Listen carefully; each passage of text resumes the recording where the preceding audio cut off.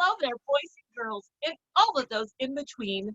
My name is Maliena Bitchcock, and welcome to Bitch Talk with Bitchcock, my very own talk show where I get to interview some of the best drag performers from all over.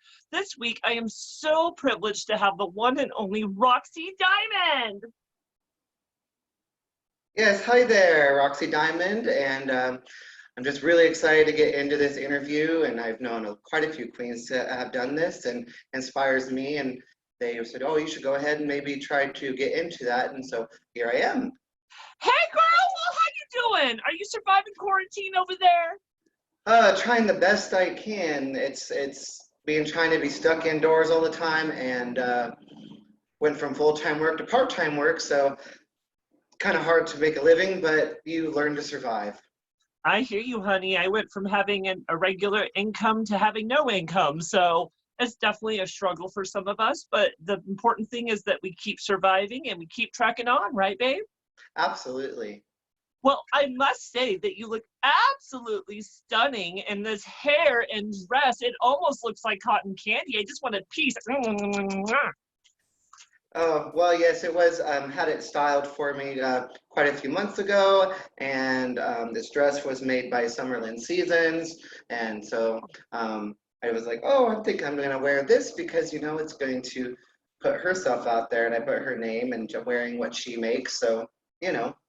Absolutely, and I do love me some Summerlin Seasons. In fact, I do need to hit her up and see if she maybe makes some shit for me because this bitch needs some new stuff in her wardrobe, especially after quarantine.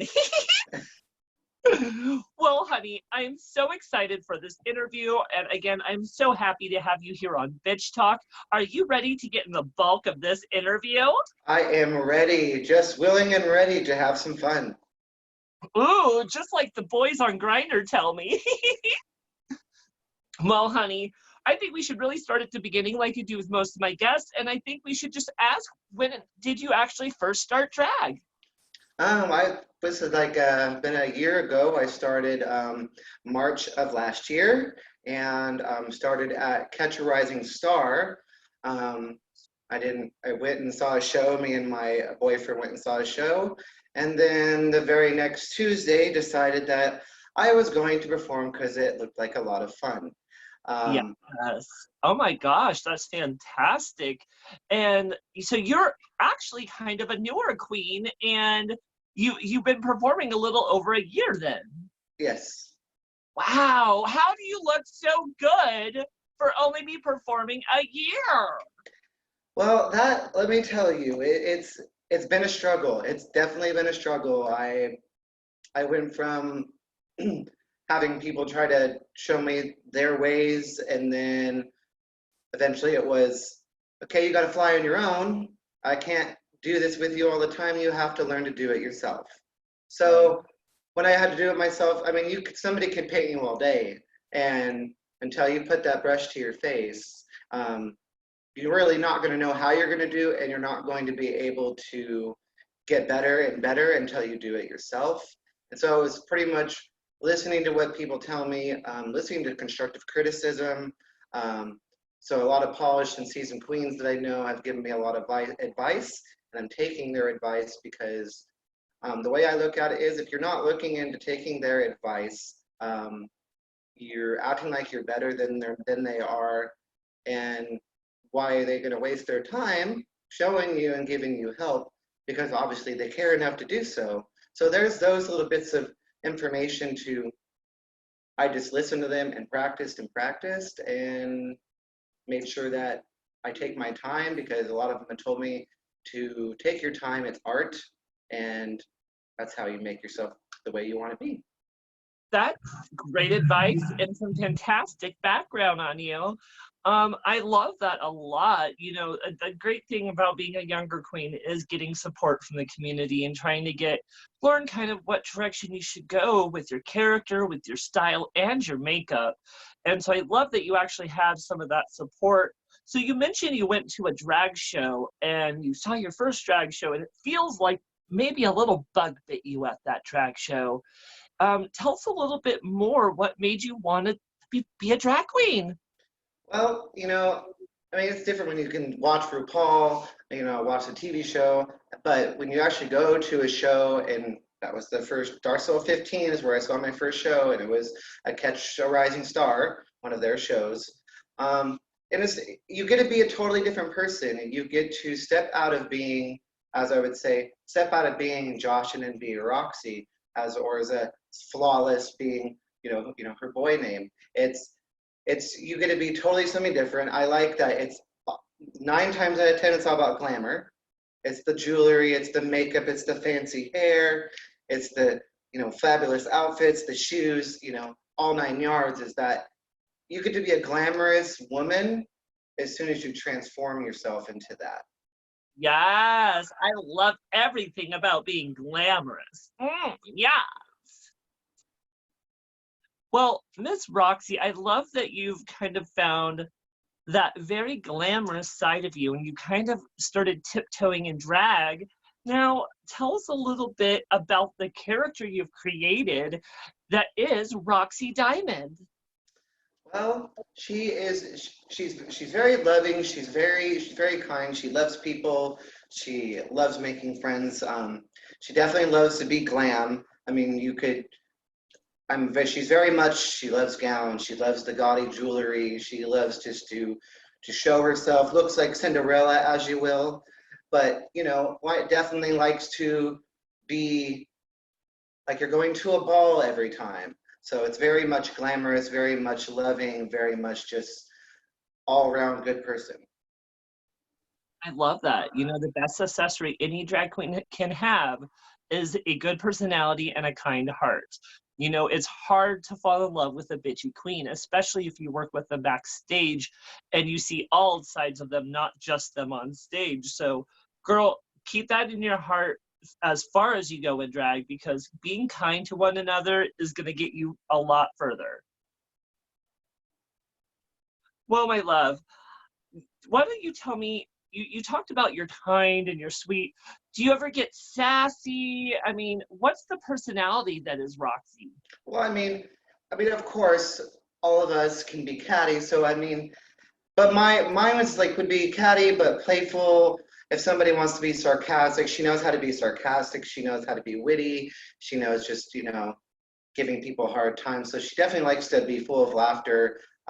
Likes to be sarcastic at times. So she's definitely not afraid to let her hair down and be like everyone else, and put herself out there, being kind and being laughter with everybody, but also can be shady if she needs to be, because sometimes when people be shady to you, you sometimes have no other choice to be shady back.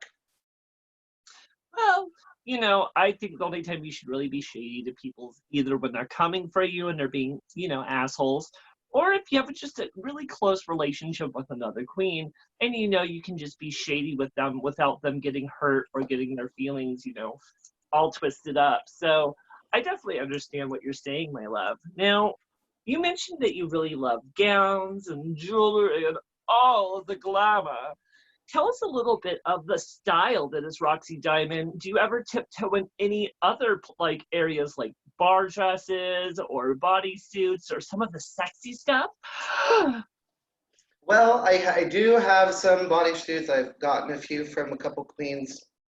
Have not been entirely brave enough to wear them yet because, well, I am a plus size girl. So I personally, for my personal stuff, haven't felt brave enough to wear those yet. I'm still trying to get the right kind of girdle to make a lot of that tummy disappear, so it can look like you have a flat stomach.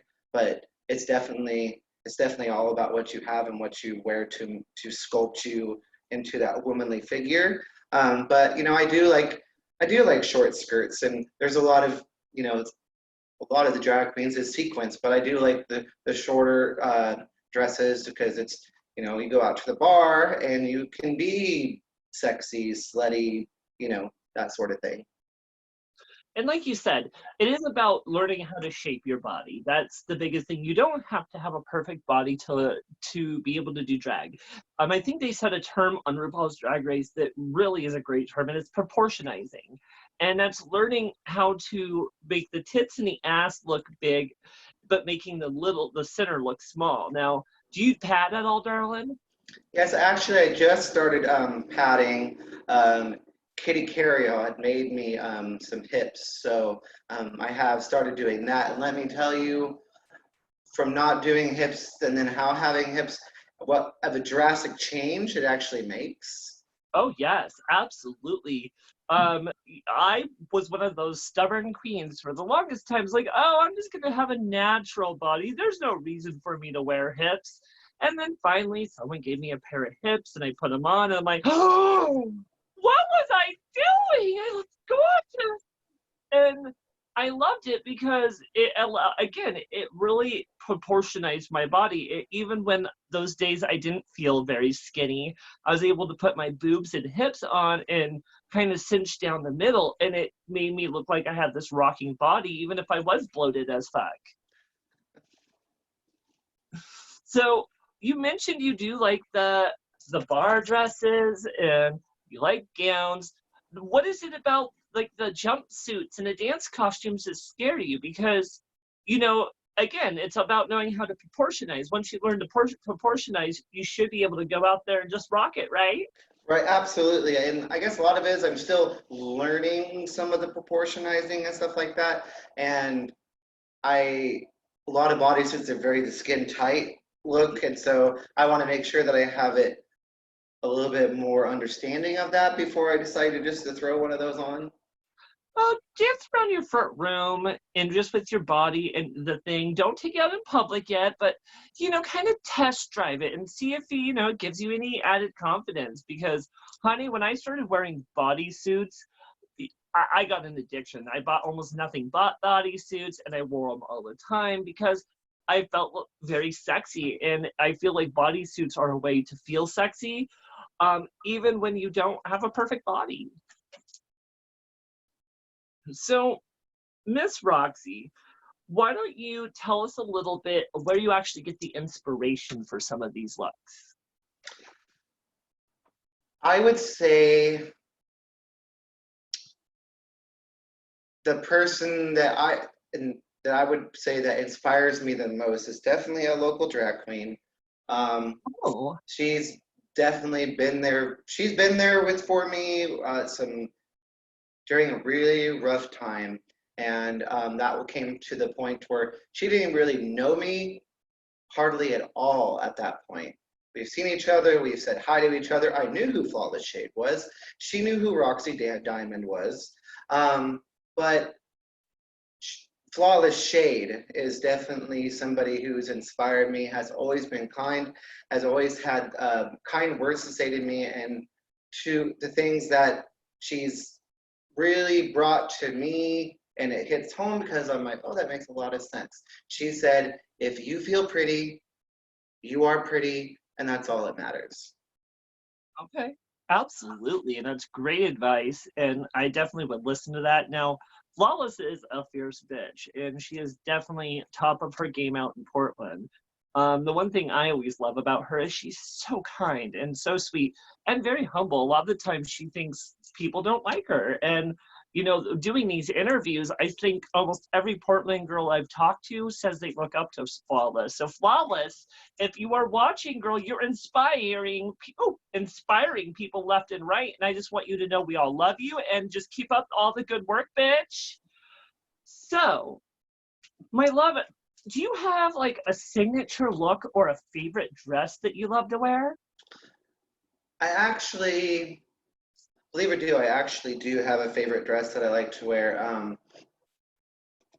It's it's plain and it's black, but it has sequins, sequins around it. But it was given to me by my auntie Kitty Carryall, and as it is black and it is plain for the most part, but it glistens very well in the spotlight and in the lights when you're performing on stage. And that I remember a drag queen told me when I was performing before I went to go on stage, and she said, "Oh my girl," like she goes, "that dress glistens perfectly." So. Yes. Okay. And what hair do you tend to wear all the time? Well, before when because technically still new, but I'm still very don't have a lot of wigs yet. So I would definitely, I went from like a really bright blonde to a really dark blonde. So more of it was a platinum to a dark blonde. Then I had a black hair, then I had brown one. So basically, since I was new at that point when I had those ones, to the point where I would wear that one for a little bit, and then the next time I go out, I'd wear the other one. So I try to switch it up, even though I'm sure they could tell I only had a few wigs, but at the same point, I was still trying to be different. Okay. I love that. And you know, even being new girl, there's so many things that you can do to, you know, pump up your hair and look fierce. I used to stack my wigs and I'd always add like a ponytail and then throw another wig on top of it. And you know, it's a learning process and it's gonna get a lot easier for you the more you dabble with it. But you know, sadly, you know, the biggest thing to evolve getting hair like this is having the money and being able just to get someone to style it for you. But sadly, that can get expensive. So, my love, tell us a little bit. You mentioned that Flawless Shade inspires you a bit. Are there any pop icons or TV characters or people from comic books that have helped inspire the character that is Roxy also? Um, yeah, I would like to say Madonna was very inspiring because I know Madonna, she's always been very much of a gay icon. A lot of gay people look up to her. A lot of drag queens because she's known in that world. She's known in that scene, and her music is loved by all of us, at least most of us, anyways. And then I would say Cinderella and Rapunzel because they're both basically princesses in that form. And so um, I've always liked to think that when I'm in drag, I'm like, oh, I can be the princess for the night. Yes. Nothing wrong with feeling like royalty when you're all dressed up. I love that. Now, you know, honey, you definitely served me some classic Hollywood glamour. Is there anyone from those eras that really helped inspire you, like Julie Garland, maybe her daughter Liza Minnelli? Well, it's funny that you say that last one you just said, but yes, Liza Minnelli was actually definitely one of the people that I definitely looked up to and helped me decide that I did want to do drag as well. But also, there's an artist out there. I know some queens.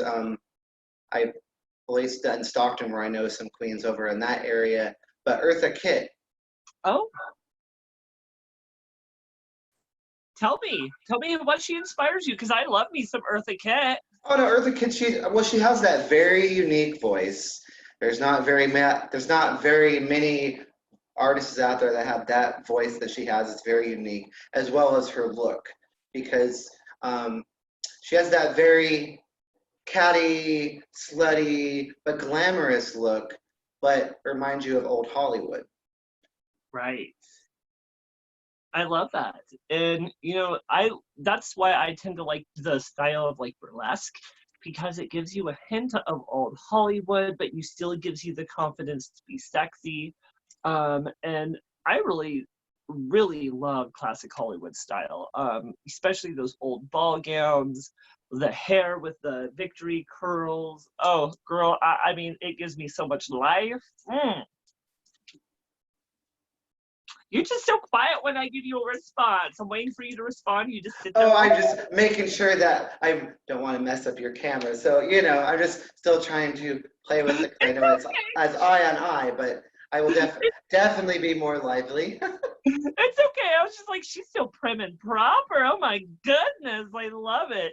Well, just have fun. We're here to just kiki, spill all the tea. And I want the most important thing about this show, Miss Roxy, is let the audience know who you are. I want them to learn your personality. So feel free to talk on top of me. Well, not too much, otherwise I'll cancel your gig. But just have fun with me, girl. Let's show some of that fabulousness that's you. Absolutely. I definitely can do that for you. Fabulous. Now, you are a newer queen, as you've mentioned. Why don't you tell us a little bit what direction you see your drag style going? I definitely definitely still perfecting the makeup look, but I definitely have come a long way from the beginning. So definitely getting better at the makeup and how the different kind of looks that I see that other queens do that I really want to be able to do, as well as, you know, getting a lot more, dresses and a lot more heels, because I still have not very many of the heels. I still have that select few, but there's definitely been queens out there that's helped me along the way through that. But definitely, as far as that goes, I want to get more clothing and more, you know, get makeup and make through try to perfect my makeup. But as well as where I see my drag going is I do want to hold titles one day. Did run for debutante this last year, so and it was the numbers were very close. So that gave me the confidence that I can still be close in a race, even though I'm still a new drag queen, but to be so close to, they were said that it was pretty much anybody's game. And so that made me feel like, oh, you can do this. Just because I didn't win it this time doesn't mean I can't. Absolutely. You know, pageants are hard and you have to be very well prepared to be able to win one. And I would say if you don't win, just keep going and plan even more for the next time, because you're gonna get it, bitch, and you're a fabulous queen. You know, just bring your personality to the stage, and I know they'll love you. And you know, honestly, there's so many fabulous pageants that you could work for. So even if you don't get one, maybe go do another one. Like I think Miss HIV Awareness is going to be happening in beginning of the summer. It will maybe, depending on what actually happens this year with Corona, Miss HIV Awareness. There's also Miss Northwest Fierce that happens. I mean, there's so many pageants that really could be a great opportunity for you, bitch, even if it's just a learning process. Well, and that's where a lot of queens have told me, and Flawless Shade was one of them. Had said, as well as Kimberly, it said, just go out there, have fun with it. Just remember, this is an experience. This is going to put experience under your belt to run for pageants. And so mine was the difficult part was like I did not know how you go out on stage and you had to go here, here, here, here, and then here, here, here, and then out off the stage. So in the beginning, I was like, both because I was nervous. So it was like here, here. Oh, I think I go this way. Maybe I go this way. But it was like, not that I ran, but it felt like a slight jog. I was like, and they're like, Kimberly was like, oh my gosh, girl, you need to spend a little more time out there. She goes, look how you're dressed, but look how you got it so good, but you need to sell yourself. And that's the best advice. And Kimberly is a queen after my own heart and is actually my drag sister. You know, you have to go out there and sell the garment, sell the look, you know, and don't ever be afraid to like take your goddamn time. That is your moment. Remember that. That moment where you're on stage is your moment, and you're allowed to savor it for as long as you want and to feel your goddamn oat. So go out there, let them see the glamour that is Roxy Diamond, and give them a reason to make it hard for them to say no to you to have that title, right? Absolutely. That's a very, very good advice. Absolutely. Well, perfect, honey. I kind of want to go, let's say, really deep, like really deep. Well, And sometimes we like deep. yes, you know, we're naughty girls once in a while. But I thought it might be good to talk a little bit of your background, because in the pre-interview, you mentioned you had a few things that have happened that have helped really form you into the figure you are today and really helps explain the personality that is Roxy Diamond. Oh, absolutely. And a lot of us have it's because I've had depression, I have anxiety, I have bipolar. I have a lot of underlying baggage that's made me who I am today. I had a lot of things when I was growing up. That's I don't mind talking about it because I do want people to know a little bit about me besides Roxy Diamond in Portland. We didn't know you, but now we know you. But unless they know the background, they're not going to really fully know what really created you or what helped create you. But growing up in a Jehovah religion witness household was very difficult because as I knew at a very young age of who I was. I knew deep down it was not acceptable, at least in my family's eyes, because it was my aunts, my uncles, my grandmas, my grandpa, my cousins, everybody in my family, Jehovah's Witness. So I couldn't turn to somebody if I wanted to talk to somebody because they all believe the same way. So it was very difficult for me that I hid it, disguised it, I guess would be a better term, because I had to basically pretend that I like women. So my father didn't know at the time. So yeah, I dated a few girls in my time when I was younger because I knew the reaction of what would have been said if what would have been said if I would have came out. Right. And oh my gosh, that's definitely some deep stuff that's happening. You know, I have to share a little bit of a secret is we all have our baggage, Roxy. A lot of us queens, as perfect as we look, deep inside, and when we take all of it off, we suffer from our own insecurities. We have our own mental health issues that we're dealing with. Myself, I've suffered from ADHD, bipolar, very clinical depression, and self hatred. Almost all my life, that's just been programmed into my brain. So it's hard to kind of think otherwise sometimes. But the thing about that is, it can almost be defeated with doing drag, I would say, because drag really puts you on a platform where they see you when you normally wouldn't be seen, or they hear you when you normally wouldn't be heard. And it adds a confidence, you know, that you never knew you really had in the first place.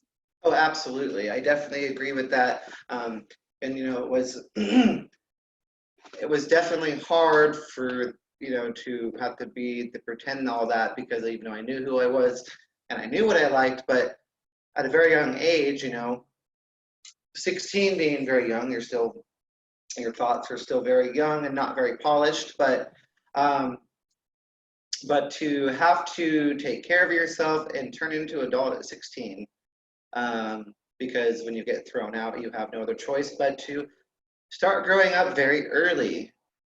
Right. So Yeah, and I mean that had to be very hard. You know, that's something a lot of kids, especially queer youth, have to face. Is the scariest thing you can probably face is telling your family who you truly are and them not accepting you.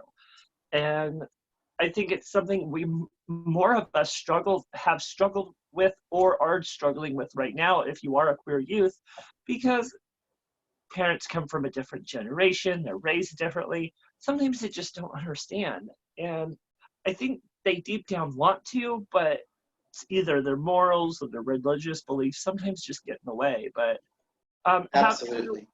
have you at this point in your life reconciled a relationship with your family?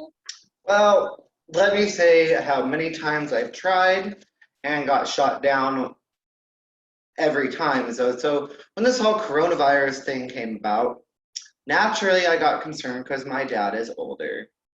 So I was like, he's older. It's probably more acceptable now for something like that because it goes after the older generation or the young children, that sort of thing. So I was like, maybe I need to call home to check on him and see if he's okay. Well, me thinking, trying to put all that hatred in my head aside, was like, I'm just going to try. I'm going to call and see what happens. So, but long story short, was a big mistake. My boyfriend said, "Don't do it. It's a mistake. You're gonna get You're gonna get hurt. Don't do it." And I was like, "No, no, no." But maybe they'll understand a little bit because I'm like looking in on them because I am concerned because of the virus getting to them or whatever. Because long story short, yeah, my dad's still my dad. Yeah, he doesn't like who I am or hates me or who I decide to be or that sort of thing. But where I go is I'm like your dad's still your dad and your mom's still your mom at the end of the day. Yeah. You wouldn't be in this world if they weren't, you know, they help bring you in this world, so to speak. So I myself have tried to time to time uh, try to put all things aside, like that big saying, let bygones be bygones sort of thing. And so, but like I said, yeah, it was a big mistake because he was like, when I was like saying all this stuff, and I was trying to tell him, I did try to tell him the whole drag, but brought the drag thing into it, and he was like, "Oh, I really didn't need to know that." And I was like, "Well," I said, "Well, my main reason for this call was just to check on to see if you were okay because of the virus." And he goes, "Well, basically, there was no need for you to do that, but," and then pretty much that was the end of the conversation. So I'm sorry to hear that, Roxy. I mean, I definitely understand the need to want approval from your parents and just to feel that need that at least care and love you. Um, I would like to say hopefully someday they'll come there, and if not, I would also like to say it's their loss because you sound like you've turned into a wonderful person, and I definitely think you've overcome some of that. Now, let's say we're in a magical time machine and we are looking at time from 10 years ago. Would you say 10 years ago you would expect you to be doing drag now? to be perfectly honest, do I think Roxy ever would have been? Was it even a thought? No. I did know what drag queens were, absolutely. But it was something that I think I could accomplish? Was it something that I think I could succeed in? No, absolutely wasn't even a thought at all. Was it a desire at all at that point? There was like a glimpse of a tiny bit of a thought, but nothing really to go, well, I'm really thinking about this, but the thought was there at least for a split second, and I was like, I probably couldn't do that, and then it went away. Then, so you mentioned it was actually this last year, so 2019, maybe early 2018, depending on when you actually started. You actually got bit by the drag bug. I always call it the drag bug because I swear it bites you and it's like the worst addiction you can get. Drag can be overwhelming. I mean, you start drag and you're like, well, I need a wig and I need a dress. Well, I need another wig and I need another dress. It can be very addictive, would you say? Well, let me tell you, as you say addictive, my old man said, he said, "Oh my God, this is expensive. You need something else? You just got something." I'm like, "But I need something new." He was like, "We can't afford this right now." It's pretty though. And I, I'm sad. And I need to make myself feel better because the coronavirus. So let me just buy myself shiny things. exactly. And I've gone to her, I know how, well, you'll probably watch this at some point, which is fine. But I really know how to get my way. So, you know, Ooh, a woman knowing how to use her ways to get her way. I mean, that's never been heard of. it's like you just fake the tears and, oh my God, but I can't live without it. Oh my gosh. Well, I mean, we all do that from time to time. I've been definitely, I don't want to say I guilt my boyfriend because he's one of the most loving people in the world. If I want something and I have the money, he just says, get it. Um, the things that are out of my control, like lately I've been wanting a fucking Nintendo Switch, and of course you can't find a Nintendo Switch anywhere. So I'm hunting at all hours of the night, and he's like, "Babe, just give up." And I'm like, "You can't make me." Absolutely. Yes. Well, honey, you've definitely overcome some big things in your life. You mentioned that you came out at a very early age. You said 16, correct? 16, yep. And I'm And 36 now.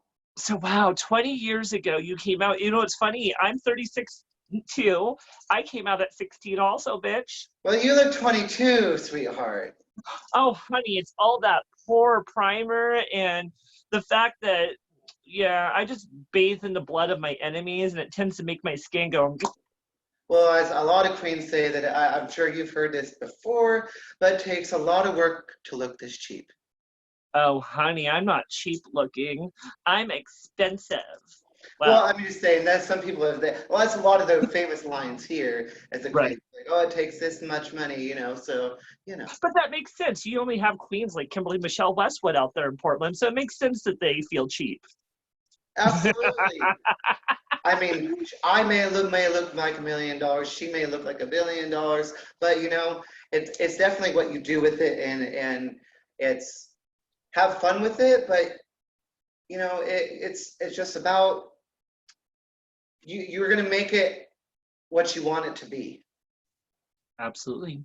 And it's the same thing with drag and the power that we have because, believe it or not, we are influencers. And when we're out there in our community and we're dressed up, I said this before, we're like cheerleaders within the queer community. We're there to uplift people, have fun. And that experience is whatever you and the people around you make it. So as long as you're being positive and they're being positive, it's going to be a fantastic experience. But if one side of that spectrum is off balance, it can go rough too. So we can probably get into it a little more in the interview because I know there's some stuff that we would definitely want to get into. Now, my love, would you say drag has helped you with your confidence in everyday life at all? Yes, because I guess the easiest way of putting it, like at least for me, is like how I used to see they go to the clubs, you see the skinny, very very slender built men versus somebody who has a little bit of extra weight on them or whatever, is that this was a way to make me feel like that, make me feel more attractive for myself. Not I know that I'm not like, oh my god, I'm not so ugly that, oh my gosh, nobody wants to look at me, but I would say never felt like a pretty boy basically. And so when I put on the makeup, I should feel like I'm actually something that somebody else could look at in a nice, like, oh, this person looks good. So it definitely has built my self confidence that I actually do look good. But definitely, yeah, that has helped me create a better image of myself. Okay, absolutely, sweetie. And I definitely think that drag definitely helps us do that. Even myself, outside of this, I suffer with feeling confident or attractive as a boy.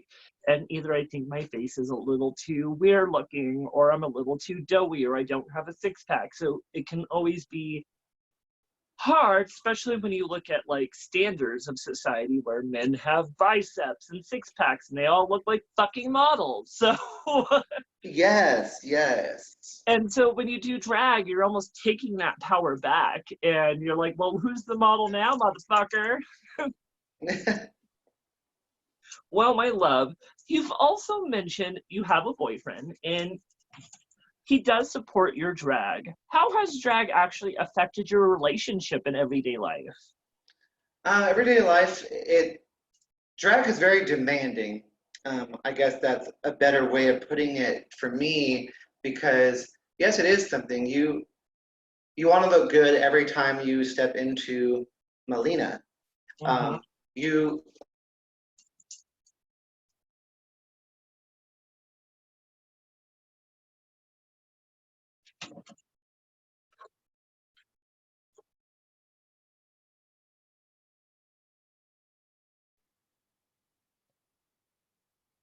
Oh, there you are, darling. I thought I lost you for a minute, but I'm so happy you're still there. Oh, just a little hiccup in this. I don't know. This internet usually does good, but it had a slight little hiccup apparently. Well, damn internet indigestion. Oh, I know. My goodness, it was so embarrassing. I was like, oh my god, I hope she can edit this somehow. Well, no problem at all, sweetie. We can definitely make this work. We were actually talking about the addiction that is drag and the fact that how overwhelming it can be. And you're saying your boyfriend kind of says it's a little more. So tell us a little bit about that. Well, basically, in the beginning, he wasn't all about it. Had no judgment about it, but I remember his first words when he saw a drag queen. And it was a show, and not evil, and not like he didn't disagree with it or agree with it. He's like, and you were absolutely not doing that. And I was like, okay, but not because he didn't hate drag queens. He wasn't being judgmental. He basically was one of those men that were, if I wanted a woman, I'd be with a woman. But I'm like, well, technically, you're still with a man. I'm just putting a dress and putting makeup on for a show, basically. So, but he learned to understand that after me doing it, that it really didn't affect our relationship at all for that situation. So basically, I think it's made us better because he sees that I can express myself a little more in good ways, and he knows that this is something that I like to do, but it also helps create a better me. I love that. And you know, honestly, I've dated in relationships where they did not support the drag, or they didn't like the fact that I did drag, or they thought that it made me less masculine. Doing drag does not make you less masculine in real life. I mean, it's just an art form that we do to express ourselves on stage. So I am happy that you guys have kind of overcome that, and he does support you as a queen now, because, honey, I mean, it's fabulous to have a partner that will come to your shows, support you, tip you. I mean, some of the best moments I have is when I see my boyfriend coming up with the hugest smile, and he's tipping me, and he whispers in my ear that he's so proud of me, and it's like, stop. Yeah, yes. Well, that's fantastic, my love. Now, a lot of us do struggle for mental health from time to time, as we've mentioned, and you've mentioned yourself that you do have some mental health issues. How has drag helped you with your mental health? Tell us a little bit about that. Well, it definitely helps because it makes me feel better about myself.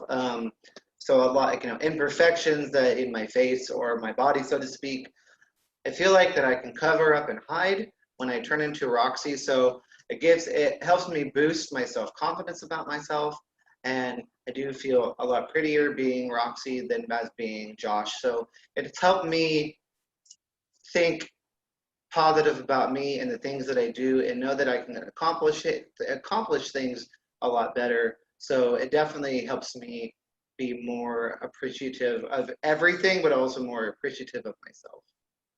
Absolutely, dear. And you know, doing drag, and the more you get good at it, and the more you're doing, I mean, I've been doing drag almost fucking 15 years, and I feel like it took me 15 years to finally get polished. But you know, once you start getting good at it and you feel good about what you're doing, you're gonna just, it's gonna be so euphoric and so good for your ego and your mental health, that I love it, because I feel like I don't even need medication for my depression sometimes, because I have drag in my life. Well, absolutely. And I would agree with that most part, but for me, it's my bipolar side that really gets affected because I'm bipolar, so I have mood swings. So I'm medicated now. I guess I would say I would still feel like that I would still need to be medication because my mood swings would still be there. Um, so, but as far as a lot of anxiety and depression has gone away since I've been doing drag.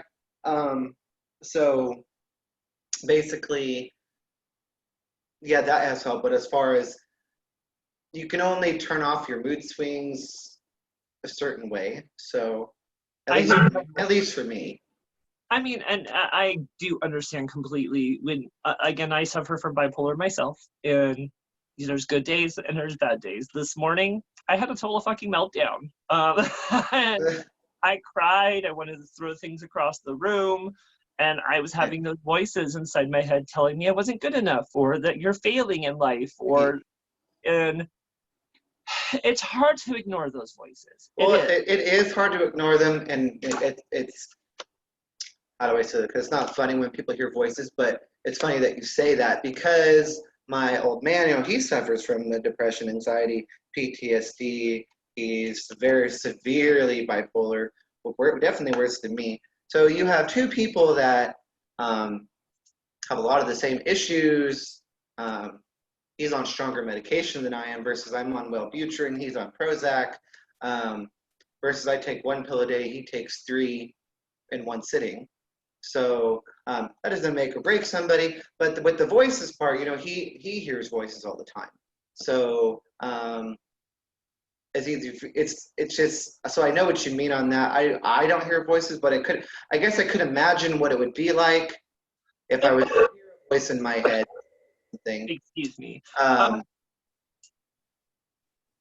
No, and when I say voices, I don't mean a literal I hear voices. It's more of the feel like my inner self is either putting myself down or not believing in myself. Yes. And, you know, that's what I suffer from. It's that self-hatred that has been programmed in my brain since I was a kid. Well, and I think maybe a lot of that is probably with him too. I just think maybe he explains it in more of a way that it makes me think it's an actual voice, but when you say it the way you say it, it's probably exactly the way he's happening with him. So, but medication seems to help, and you know, it's one of those. Some people need to be on medication. Some people can just get away with not being on the medication. They get away with just self-medicating, or you know, trying to get by with it the best way they can. Right. And it's true. I mean, I self-medicate myself just because marijuana works for me. So smoking the weed definitely helps with my depression, my anxiety. If it does ever get worse than and to a point where I can't handle it, I've also gotten to a point where I can meditate or do some dialectic thinking to what's actually causing my brain to react at that point. Yes, So, absolutely. but with all this said, Miss Roxy, it really sounds like you have overcome so much within your drag and your life in general. Um, is drag really helping you kind of get in touch with who you are as a person, you think? I mean, yeah, I do believe, because I mean, I am, outside of being Roxy, I'm very outgoing. I'm very loving. I do love to help people. I do like to be around people. I do like having friends and being around friends and socializing. But it's definitely helped me come out of my shell a little bit more of just being, I don't know, I guess being more attentive to everyone, because I sometimes forget, like, you know, be more attentive to somebody than I would somebody else, or I guess to show more attention to that person than you would the other, or maybe, and not act differently. Just, I guess it's really hard to explain it, but it's definitely helped me change my personality in a way, but for the better. Definitely teaches me to be a lot more uh, self caring for myself, but also caring for others. So that's definitely something that drag helps me do that. That's beautiful, honey, and I love that really so much. Now, let's go for a different side of this interview and talk a little more what we're expecting from you, kind of at a club. Now, tell me, what are we to expect from a Roxy Diamond performance? Oh, absolutely. Well, absolutely, as I've said before, a lot of glam, a lot of glitter, you know, just she wants to be seen. She wants to be known that I'm here. I'm here to make everybody smile. I'm here to give you guys a show. But definitely very, very active, very lively. She does like a lot of classical, slow, very well known songs, but also learning to step out of her comfort zone and do something hip and do something fast, but still try to, I mean, because you're supposed to give meaning to everything you do, but the reason why I like to do like slower songs, because for me, I've been told by a lot of queens that, oh my God, girl, you do ballads so very, very well, but girl, you need to like step out of that zone and do something different. And but when you have more than one queen telling you that, I finally had to go, you know, maybe I just need to try. So so now I have done quite a few more upper beat songs, so that I know the crowd can, it's easy for the crowd to communicate with you when you're doing something a little faster. You can make it fun. You can, you know, flirt with your audience, but move around, and you could do a bunch of different moves with just doing the wonderful hand movements, you know. And it's true. And you can also pick songs that still have a positive message or give that deeper meaning that you get with some ballads with an upper beat song. I mean, This Is Me from The Greatest Showman is a great example from that, because you can give deep emotion and high glamour, but at the same time have opportunity to move around and really just interact with the audience. Absolutely. Now, it sounds like as an upcoming queen, you've actually had quite a few opportunities to perform, and you've gotten some great opportunities. Why don't you tell me about one of them? And in particular, I'm talking about the opportunity to perform at Darcelle's on New Year's Eve. Tell me about that experience a little bit. That was very That was very, very important to me because when I had told quite a few queens that I was performing for the New Year's Eve show at Darcelle's, and they said, "Oh my God, really?" They go, "Normally, unless you're part of her cast, she maybe handpicks a couple guests, but definitely not a newer queen." So basically, to be able to know that it's because the reason what I was told is that, oh, she knows that you're perfecting your craft, she knows you're getting better, she sees something in you, so she wants to give you that chance to, okay, this is New Year's Eve, it's very important, it's very glamorous. A lot of people choose glamour for New Year's Eve because it's the, ending one era and going into another, um, so it's basically wanted to see what I could bring to the table as far as glamour look. Was basically the first time I actually wore an updo. So that was, I had a really nice green gown and a really, it was blonde, but a really nice updo wig. First time I ever wore one, and it was definitely a lot of hair. Let me tell you, first time I wore it, my damn, these things are heavy. And Hair's so, not easy, girl, especially if you're stacking them or you have them all up, pushed up. I mean, sometimes the best talent you can do when you're wearing a wig is knowing how to actually balance it as you're like walking or performing, because sometimes it can be top heavy. oh, and that's exactly what that one was, because I know at one point I had to and it wasn't like noticeable. I wasn't.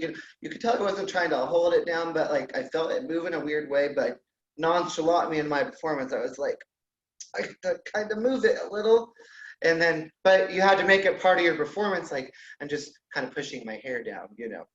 Yes. And if you don't mind me asking just a brief shady question, just because I like to keep the show interesting, who is your favorite Darcel girl besides Darcel?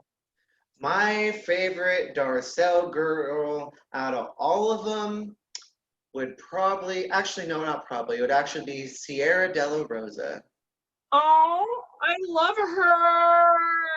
She she she was always very kind to me and has been always been very uplifting, and she would be like, oh, when I was first starting out, she's girl, if you do this and you do it like this and put the contour over here and you do this or shade over here. But let me tell you, eyeshadow is blend, blend, blend, blend, blend. You have to blend that. It's very important. If you don't blend, you can tell. And she is such a kind heart and sweet. And when she's seen me quite a few times, and even before I was quite polished, she would look at me and she'd be like, and I've always done my makeup a little different. My makeup definitely has a different shape than some queens do. And instead of judging me, she sat down with me one day. She goes, girl, I think you're beautiful. Explain to me why you do your makeup your way. Because to me, I want to go in there and I want to do this and I want to do that. And I want to just perfect it. And I'm like, I explained to her, to me, my drag is a little bit about being a clown. My characters is more like a cartoon character or a comic book character. She's more, everything about her is exaggerated. And when Mm. I told her that, she became very supportive of me. And I have like freaking 6 of her wigs on my shelf right now. And she's one of my favorite hairstylists. If you are in the Portland area, need some hair, definitely hit up Miss Sierra De La Rosa. She's a great hairstylist. And, I love her. I love that she's supporting you. And she's one of your, so she is your favorite Darcel girl. Yes, absolutely. Okay. I don't think she's ever known that. So if she watches this show, she'll know. But and you've also had other fantastic Darcel girls, such as like Summerlin Seasons, support you also. In Oh fact, yes, she would actually be actually no, probably she'd be my second favorite. perfect. Even a little birdie told me that she made the dress that you're wearing today. Oh yes, she did make this. This is like, it has like the arm, and then if I can move this chair, you might get a better look at it. But Yeah, the it's drama very, of it it's all. short, but it loves this. As you can tell with the light, it still glistens a little. Well, I love that so much, Miss Thing. Now, you've done some great shows. As we mentioned, you've performed at Darcel's, but you've also been able to have the opportunity to perform at CC Slaughter's for the Superstar Mega Show that's hosted by Miss Bolivia Carmichael and Miss Honeybee Hart. Is that correct? That is correct, and a very fabulous show it is. Oh, yes. So tell me a little bit about that experience, because actually I think that was one of the first shows I ever saw in Portland. Was I went to Darcel's, then we went around the corner to Cece's, and we went and saw a show there. And it was funny because it was Miss Bolivia Carmichael and Honeybee Hart. And I swear this was like 15 years ago. Oh my gosh. So tell me about your experience working with them and doing their show. Their show is they make it very fun. Those two that get together, when we tell you, they can be very quite comical. Um, you can tell they know each other very well. So they basically know how to bounce off each other when they're talking to each other, when they're hosting the show. So as far as a shady joke, she can turn around and make it more shadier than what she was doing it. But they do know how to make it fun, and they do know how to make people feel welcome when the performers feel welcome. It's always a very big crowd for the Superstar Diva Mega show. So there's definitely quite a few people there. I do love the stage. Stage is very, very big stage to perform on. Obviously, it's on the dance floor, so you have that whole floor as your stage. So basically, yeah, it's a lot of fun, and it's definitely a lot of wonderful, wonderful performers that can perform there, and just from all over. And I've noticed from performing there and watching the show, they've gotten performers like from quite a few places way far away from here. Well, that's good to know. So Miss Bolivia Carmichael and Miss Honeybee Hart, if you're listening, when quarantine opens back up, bitch, bring a bitchcock up to Portland because I want to come and play with you all. Oh my God. But you know, it's true, honey. They are some of the most supportive queens out there in Portland. In fact, I've heard from so many people, all you have to do is really ask Bolivia to perform with them, and she will welcome you with open arms. Well, absolutely. She is very much that, and as well as she saw me in the beginning of my makeup, and she'd give me tips and everything like that. And when I started getting better and better, she made it very much well known that she was going to make sure she told me, oh my God, she said, girl, I swear, every time you're getting better and better and better, and it shows. Oh, can I actually share a little bit of a secret with you? Oh, a secret, yes. Oh my God, and no one knows this yet. I'm gonna have Bolivia Carmichael on Bitch Talk with Bitchcock at the end of May. Oh, absolutely. That's fabulous. That'll actually be one hell of a show. Girl, I want to get a true drag legend here to talk about life. I mean, she does everything. She's worked so many shows. She does impersonations. So, Bolivia Carmichael, a lot of love to you. But with that said, let's talk about Miss Roxy Diamond some more, because bitch, isn't that why we're here? Yes, Queen.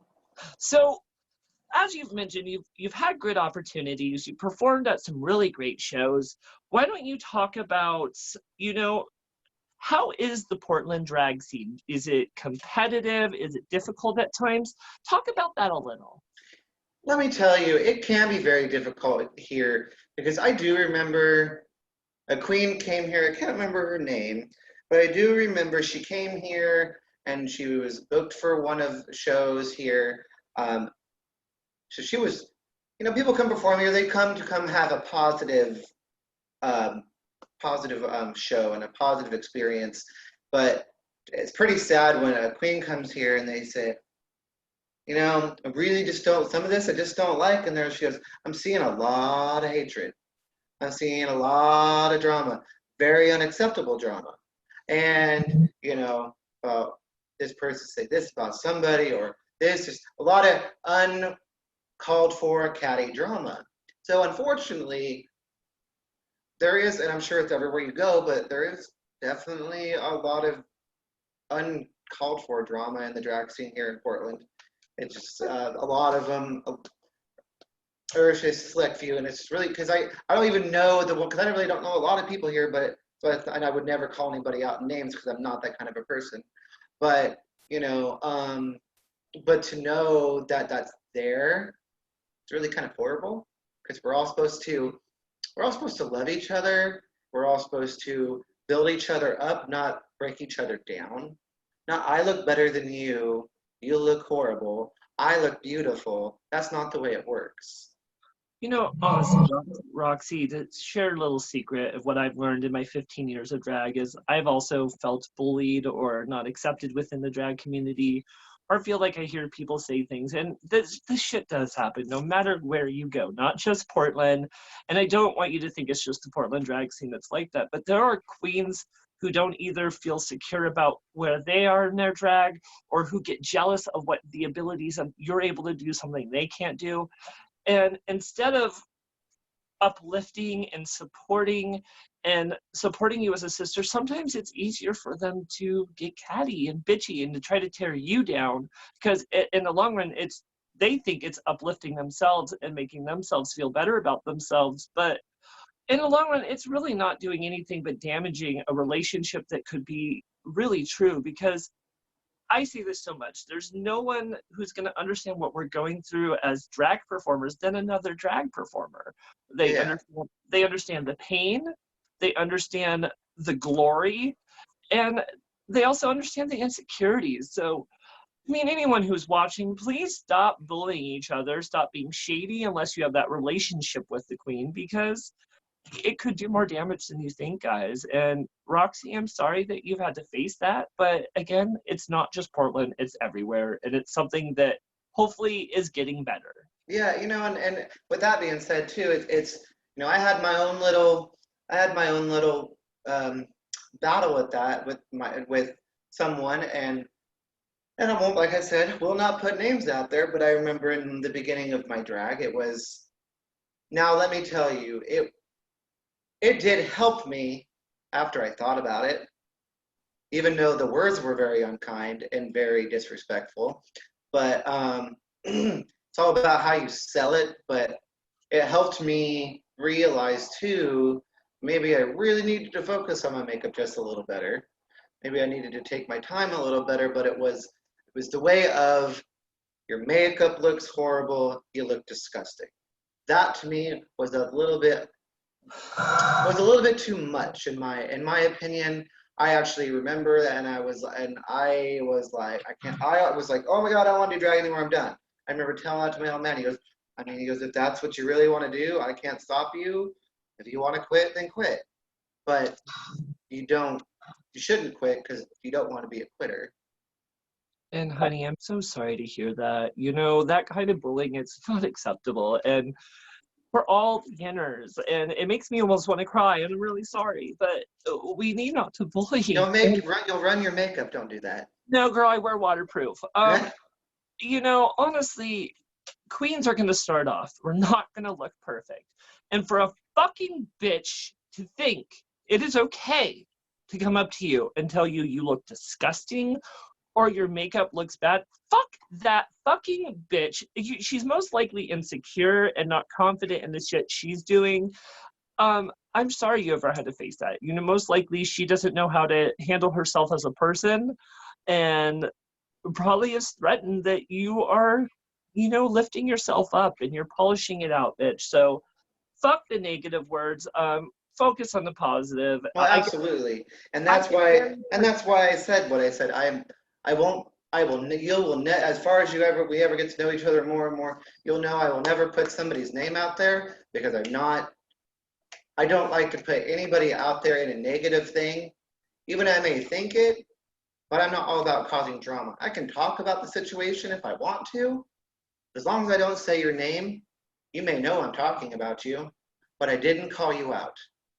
Well, I love that, and it is calling it out with being classy at the same time. So I absolutely adore that. Now, you've mentioned you have been bullied within the drag scene. How do you feel like you've overcome that? Well, I've overcome it by definitely making sure that I know that I can make my makeup look better. I know I can polish myself up. I know if I take my time and I listen to everybody's criticism and listen to the way they do it, and obviously the way they can say, oh, you do it like this. It may not look how they do it, but if you listen to their techniques and listen to how they do, there's no other choice to get better. If you're willing to get better and you listen to everyone, then you can polish yourself up and you can make yourself look like $1 million. Like, man, I wish I had just a photo card I could show you of the first time I looked in drag. I mean, it's on my phone, but obviously my phone is off. You couldn't really see it anyways, probably through my phone.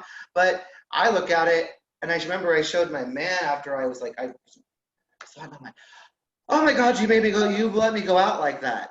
Because I look at myself now and I compared the few and I went, oh my God, who is that clown? But honey, we all went there. And I look at pictures of myself from 2005 through 2008, and my makeup was completely different than who I am now. I almost was like a very feminine looking drag queen. And now I've come to terms of who I am and what I want to look like as a queen. And it's definitely evolved. So it definitely happens. And it's definitely something that you will get better at, especially when other people help you.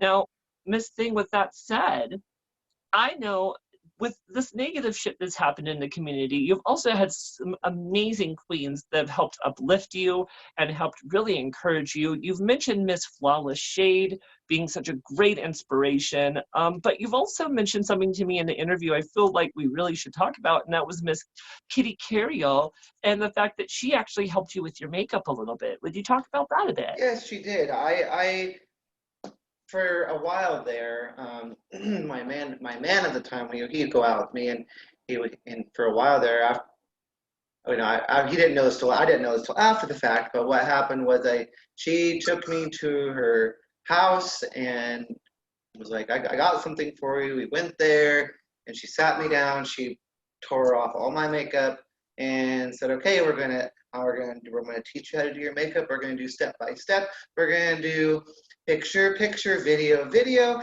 and then we're going to talk about it as we do it. And then if you ever do your makeup and you're like, oh, maybe I think I screwed up, maybe how do I, you can study that, but then you're going to also listen to how other people, they do theirs, or you may watch somebody do their makeup, then you're going to have their technique, but my technique. But she was very uplifting. And then when I had told my old man that, he goes, well, I'm really not surprised that happened, because there was good few weeks that she would be seeing you perform, and I saw her off in the corner, like literally just staring you down, but you can tell she was analyzing you. He goes, I thinking one of those things where it was, she wanted to see if you were really worth the time, basically. Or as men were basically, it's some people, it's very hard for them to let somebody into their heart, if that's probably a better way of putting it, because maybe somebody's been burnt or been used or something like that, because then it makes them be a little bit more careful who they help or who they let inside their realm. Absolutely. And I love that there are still queens like Miss Kitty that are helping you actually learn and giving you constructive criticism to really help you learn and uplift yourself, because honestly, there's nothing wrong with giving a little criticism as long as it's done properly. You don't want to give criticism to tear someone down. You want to do it to try to help them as a person and uplift them. And I love that that's what actually Kitty did with you, and she sat you down and showed you step by step what to do. And that's exactly what I would do, be filming it and taking pictures of your face as we're painting. So Yes, I love. absolutely. Now, you've also had many other queens, such as Flawless and Kimberly Michelle Westwood, who've helped uplift you. At this point in your career, how does it feel to have these queens who are very well known within the community support you and support the character that is Roxy? It is very uplifting. It makes me feel very good and very well thought of, just because, when I first came into this scene, they didn't know nothing about me. They're like, oh, well, I guess this is Roxy. We really don't know her. But even though Kimberly, though, I mean, she was very kind day one.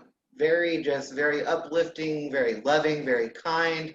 And she was very one of those queens that said the same thing. If I'd be getting better in how I do my makeup and how it looks. And oh, damn, girl, work it, hoe. Paint that face. You got it, bitch. You're getting so good. And, she would be very, very uplifting.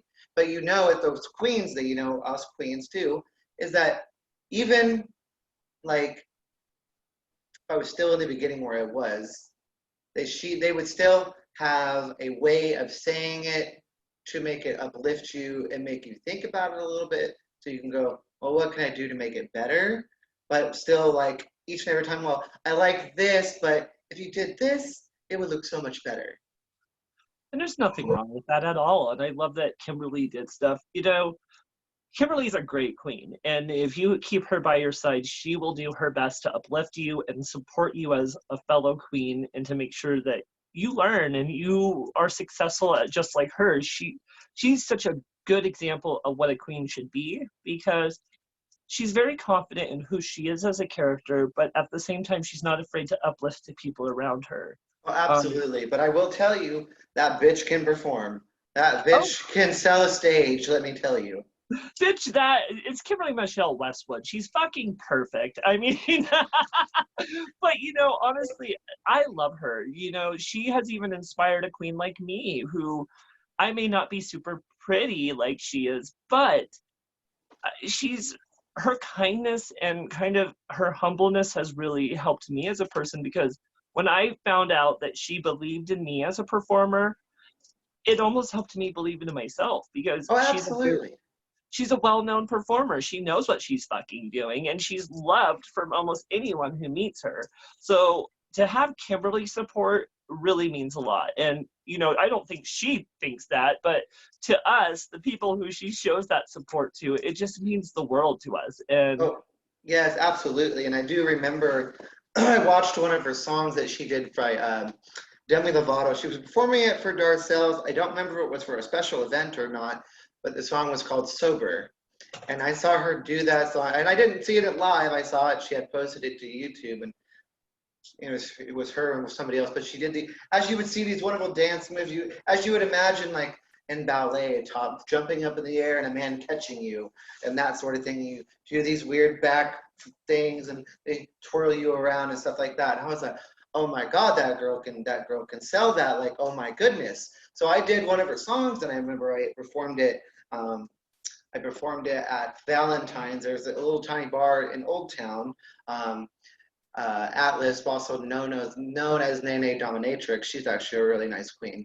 I love her. Actually, I know her. And so she let me perform in her show called New Girl, and so I got to do that. So that was a lot of fun. But I did that same song that Kimberly did. But when I saw that she inspired me enough to, well, if Kimberly can do this song, so can I. So I was like, it may not look exactly the way Kimberly did it, but anyway, so I did it. I recorded it because for me, I'm sure a lot of queens do this.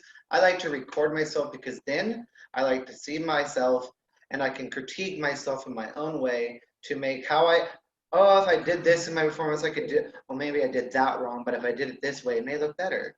So basically, it's a way of judging myself, but also making it to where I can perform better the next time. But I remember I showed Kimberly that, and I posted to Facebook, and I tagged her in it, and she said, "Oh, girl," she goes, "You did a good job. I am very proud of you. That was very, very good." She goes, "I can tell you put a lot of effort into that." So she was very happy with the performance, even though in myself I was like, I didn't hold a candle to it compared to how you did the damn song. But Aww.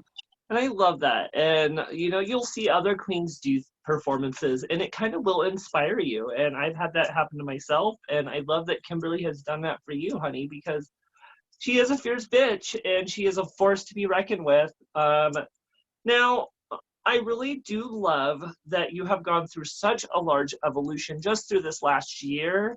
As we've mentioned, you've gone through an evolution with your makeup where you've gotten just so much better than from when you first started. In fact, you look like 100.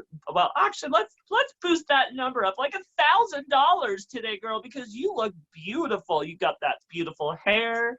Your cheeks look on point. I think I see some highlighter. You look fierce. oh, thank you. Like I said, I try each and every time to do better, but I definitely, not just because of the show, but to know that I was going to be on your show, and this was definitely a new show for you, but to know how much you've made it into something, I didn't want to I didn't want to make it, oh, look at, she's interviewing this clown. Her makeup didn't look that great. So I definitely wanted to make sure that I polished myself more than I would usually, but also try something different, with different kind of highlights and stuff like that, because I was like, I want to be on camera, I want to look good, but I also want to make this queen, I want her show to look good too, even though it is her show. It is about her, but it's her about interviewing people as well. But it's all about keeping your image, and that's exactly what I wanted to do.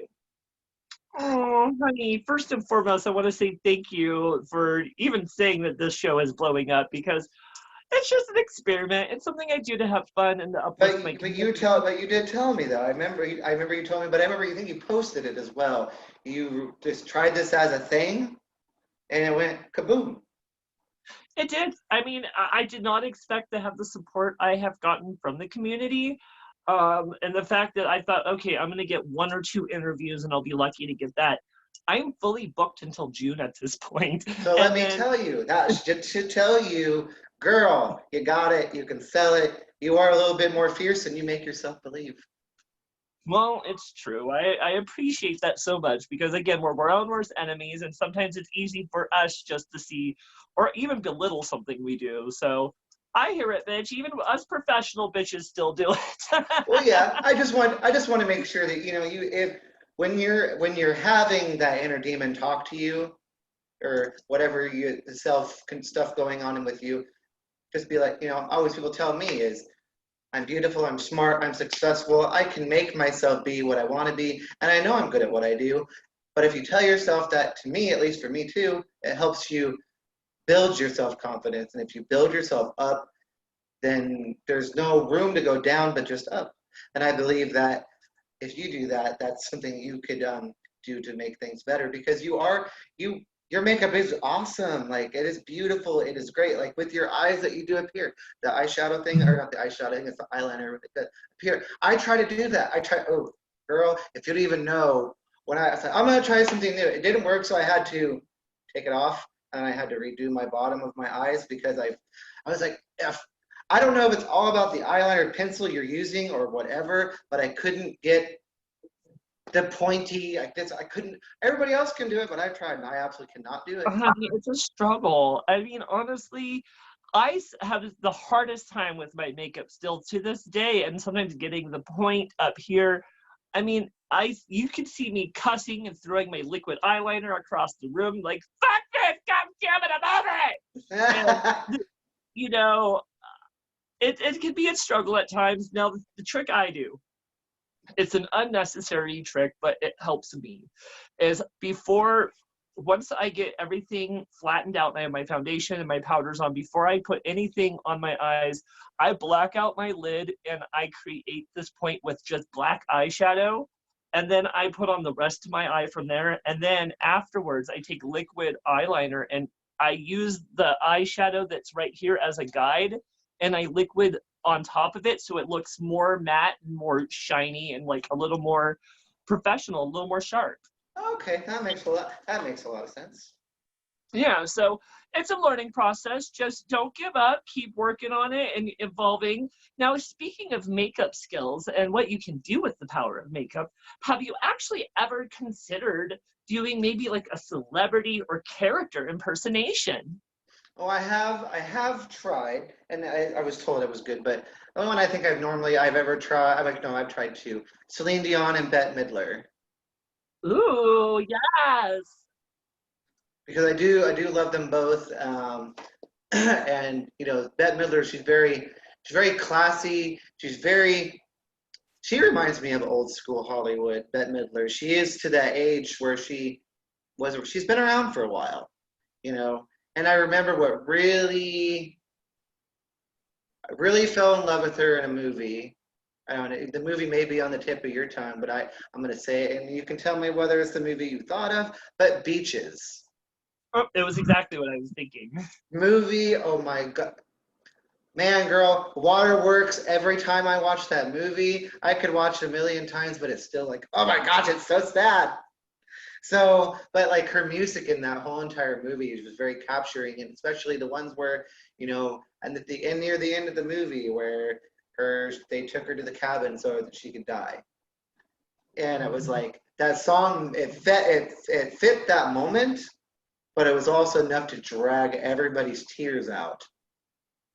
No, and that was great, especially back then about, getting those emotions out of you. I mean, that bitch is a smart cookie, especially as an actress and a performer, and she's very versatile. I mean, to me, and I'm about to probably piss off every Bette Midler fan ever, is my favorite movie to this day is still Hocus Pocus. To see her as that witch and being goofy and just having fun with that character, it's probably my favorite role she's ever been in. Well, I do love that movie. Absolutely, don't get me wrong. That is one of my favorites. Absolutely, I do love her in that role. I've actually one of these. I thought about doing it, because when we all do drag, but like Halloween comes around, a lot of us try to impersonate some kind of a character during Halloween. So, this last year I did. If you were ever to stumble through my Facebook photos, I actually I did Little Red Riding Hood. Ooh. So I definitely wanted to try to do, the Bette Midler character in Hocus Pocus, but to find the actual clothing is probably kind of difficult. People know the right people. I'm sure you could get it, but, Nope. Bitch, I want to spill a secret. These days, you can literally get those costumes at Spirit Costume Shop. So just keep your eye open this next Halloween, because I feel like that's been one of the most featured costumes the last few years. And I could definitely see you as Miss Winifred. So yes. I love it. So you've mentioned that you would like to run for a title. Is there any titles or pageants that you're considering running for soon? Well, I actually have considered on. I know you had mentioned it, but I've actually even Sierra actually said, "Oh, girl, you really should run for this. Are you running for this?" She actually is trying to get me to run for HIV awareness. Oh, the Miss HIV Awareness pageant. That's a great pageant. It has a great platform. Miss Sherilyn Michaels is the person who I believe organizes it. And I think you should do it, bitch. I mean, it's definitely a great pageant to do. And just bring your A game, because a little birdie may say I might even run. So, I definitely want to know that I'm competing against the best. Well, absolutely. But I will tell you, my ultimate goal, there's one, and I know you have to have so many titles under your belt to run for this, but just because I've known a few, even in other places, but one of these days when I'm definitely very seasoned and very polished, and I have quite a few titles under my belt, I definitely would love to be Empress one day. Oh, yes! Me and Kimberly were both Empresses, and actually I was lucky enough to reign during my year with Miss Kimberly. So Empress is a great title to do, and it allows you to have a platform to do a lot of community work, which is actually nice to say, because that leads to my next question. Miss Roxy Diamond, what does doing community work mean to you as a queen? Can you repeat that? I didn't quite catch all of it. No problem. So what does doing community work mean to you as a queen? Well, I mean, it is important. Your community should be one of the most important things about the drag, because I don't know, community is supposed to support you, as long as, they come and support you, they come watch your show. But as far as I think fundraisers are obviously definitely important. So, a lot of these shows that these title holders, they do is they put on charity events, which, it's for like the AIDS Foundation or St. Jude's Hospital or stuff like that. It may not be those exact titles, but those are things that for me, I would do things to help.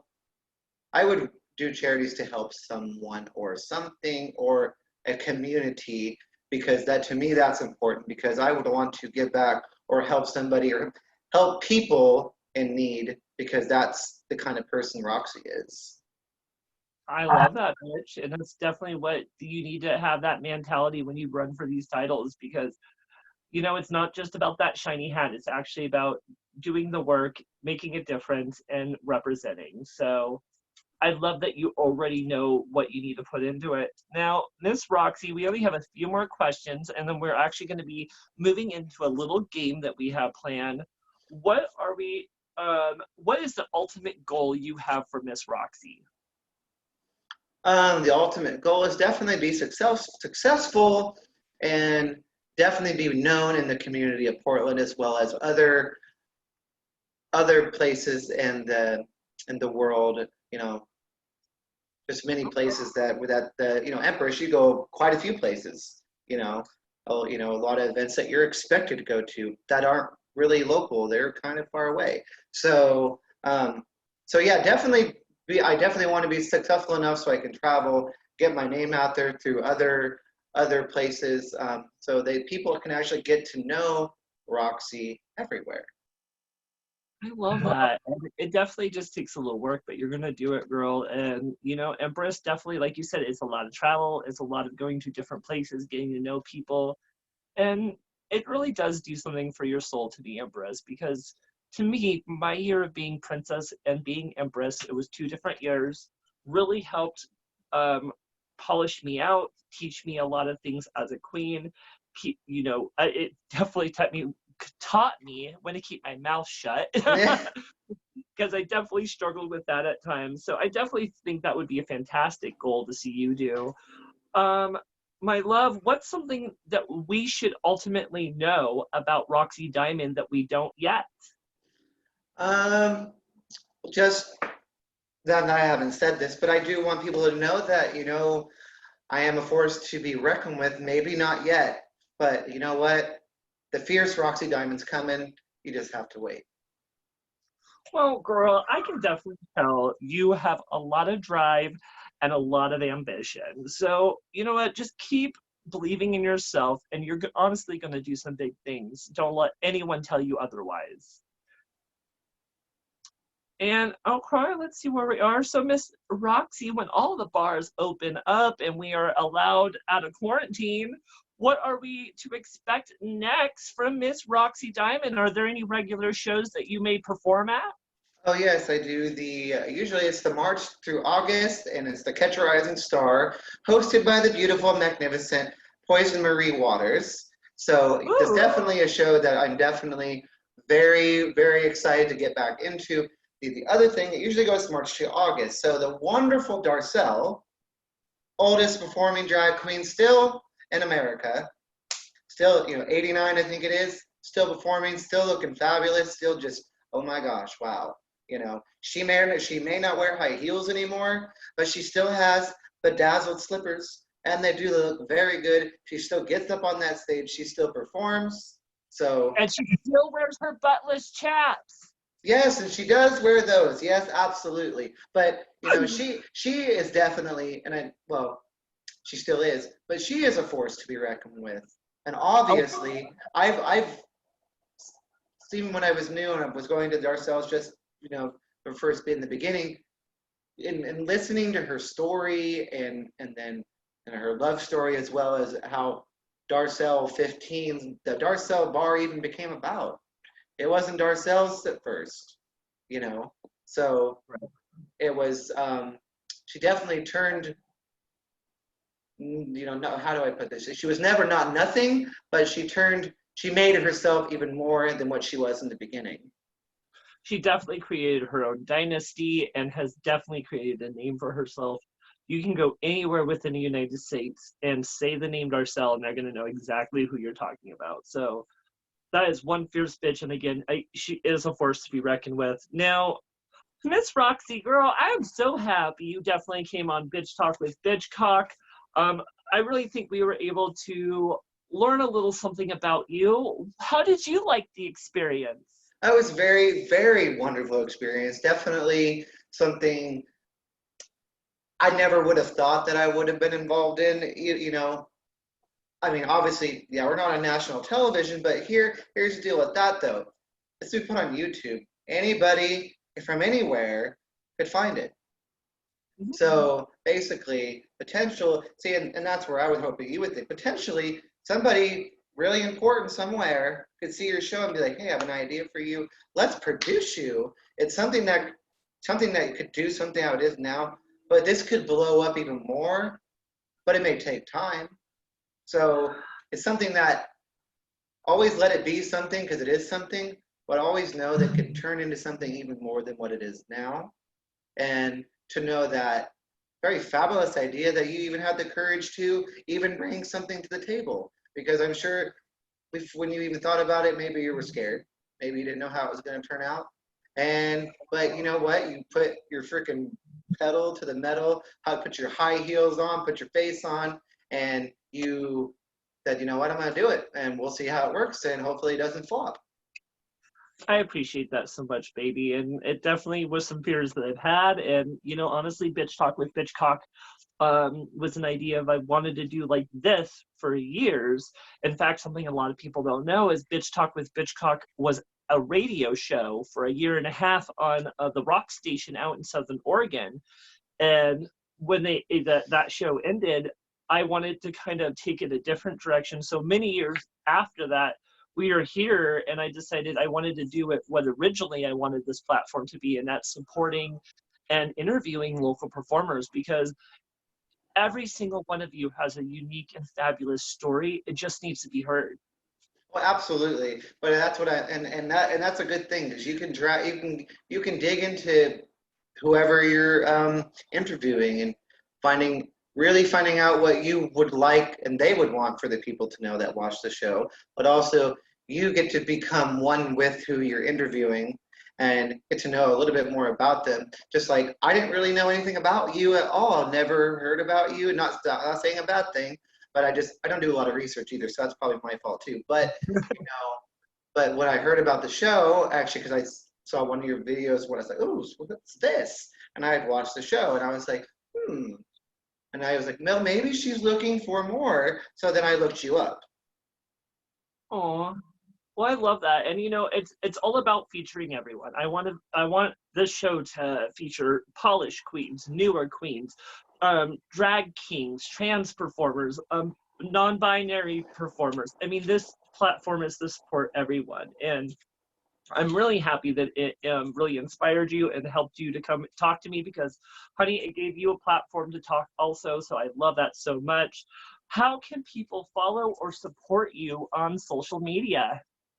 Oh, how can they follow me and support me? Well, definitely they can go to Roxy Diamond.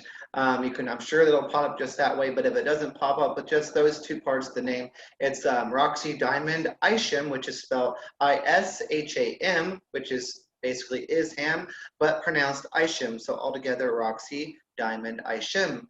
Basically, the Isham, that name. See, here's the deal. I tell this to everybody, and I know it made my old man happy. His last name is Isham. I wanted to I wanted him to feel like he was a part of the drag. So I put his last name into the mix of my name so he could be a part of it. I think that's beautiful, honey, and that's really lovely. I can't do that with my boyfriend's last name just because his last name is Fister. If I was to put Fister in my drag name, it would get dirty. Oh, yes, that'd be probably a little difficult to do. Well, there's always room to fit a fist. Oh, Well, yes. well, I love this so much. Well, all of you watching, boys and girls, and those in between, if you're enjoying this fabulous interview with the one and only Roxy Diamond, please look into the description of the interview where you can find her Cash App or PayPal or Venmo, so you can tip this bitch a little something extra for sharing all the tea. If you do enjoy all the episodes of Bitch Talk with Bitchcock, please also look for my information. Anything you can tip is very much appreciated this day and age.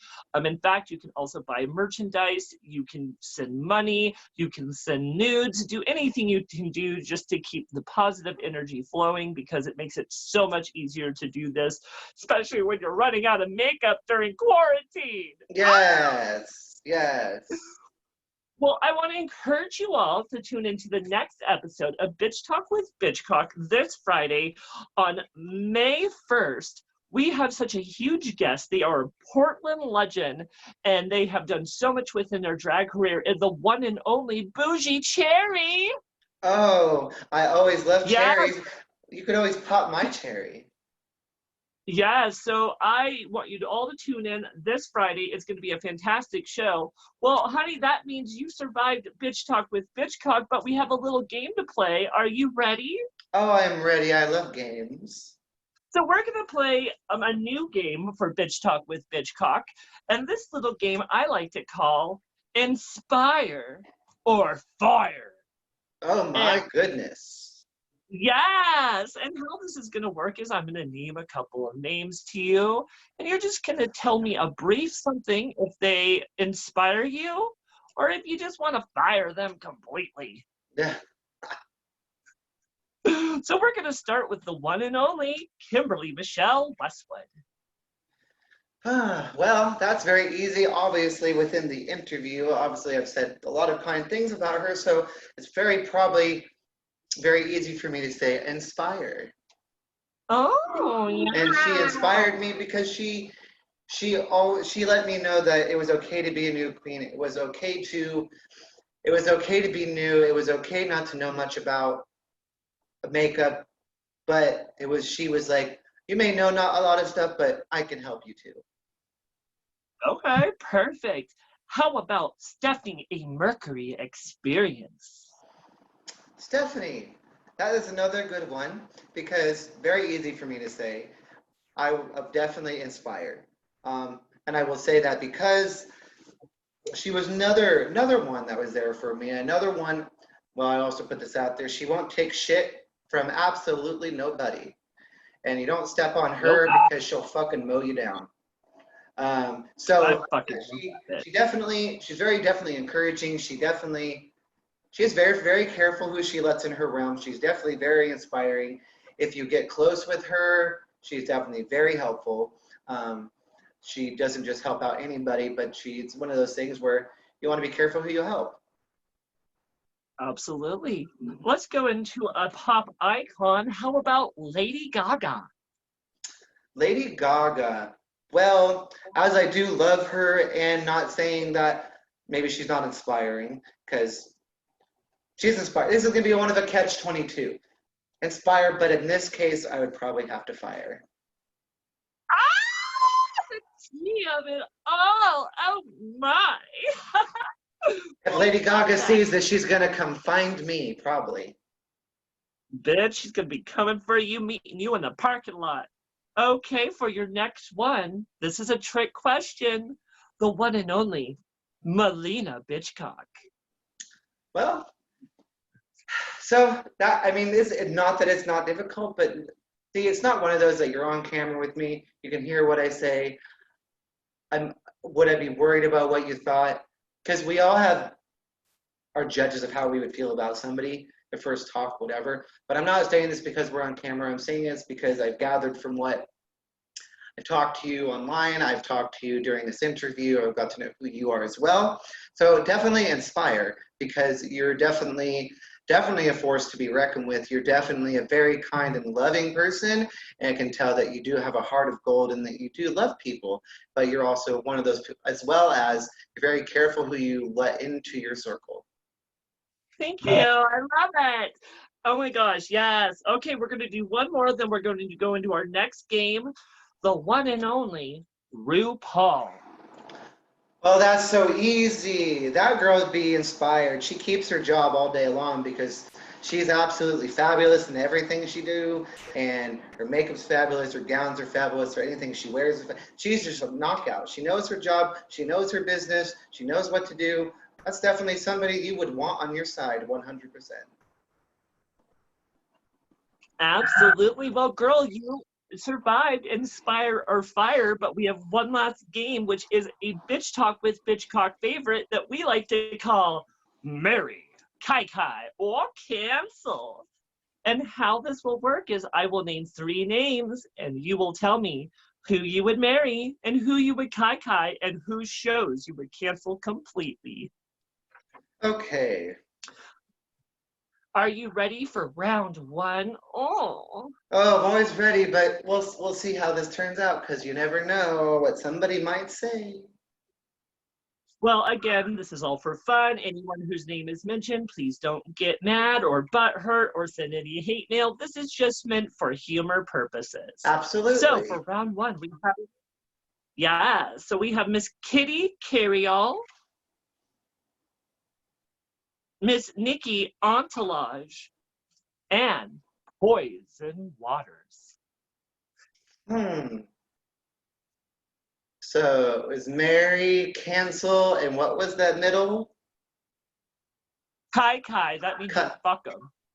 Oh, okay. So I would probably,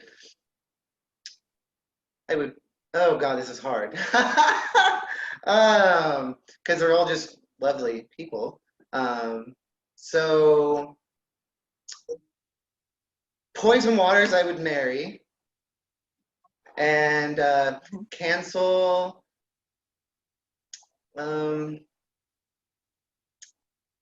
That's really hard because Kitty Carryall. She's my auntie. This is really hard. Definitely wouldn't cancel Kitty. So, So it sounds like you're canceling me. yes, I'm sorry, but yeah, I'm gonna have to. Well, that's okay. Round two then. We have Miss Kimberly Michelle Westwood, Flawless Shade, and Miss Jacqueline St. Clair. Okay, so I would definitely marry Kimberly Michelle Westwood. Definitely Kai Kai. Would you say Nikki Entourage? Is that who Actually, Flawless Shade or Oh, Jacqueline St. so Clair. yeah, Kai Kai, Flawless Shade, and cancel the other bitch. Oh, the tea is real. Well, we have one last round, and of course, that's going to involve some Portland legends, which is Bolivia Carmichael, Miss Honeybee Hart, and Devil Phoenix. Okay, well, Olivia Carmichael's Mary, Kai Kai Honey, and the other one can be canceled.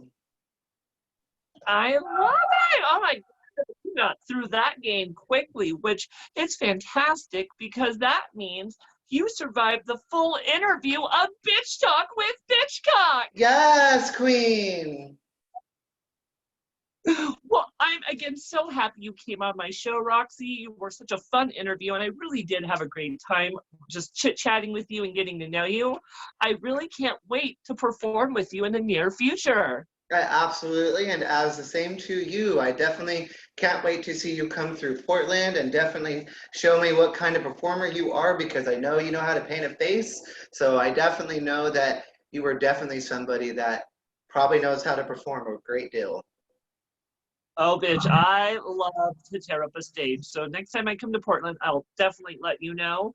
Well, if you're enjoying Bitch Talk with Bitchcock, again, please tip Miss Roxy Diamond. She did spend so much work looking so beautiful today. So if you could just send her a little money, that would be highly appreciated, but never mandatory. Again, I am so happy that you joined Bitch Talk with Bitchcock. The next episode will be this Friday, May 1st, where we interview Portland legend Bougie Cherry. It's going to be such a fantastic interview. This bitch is going to lay out all the tea for us. There's so much to talk about. So again, boys and girls, I love you so much. Miss Roxy Diamond, I hope you stay safe and keep being fabulous over there. Oh, yes, and you do the same. And it was very lovely chatting with you. Had a wonderful time. And thanks again for having me. Absolutely, Dollface. Again, I can't wait to see you all this Friday, and you all stay safe and be happy. And just know, I love you all so much. Have a great weekend, guys. Bye.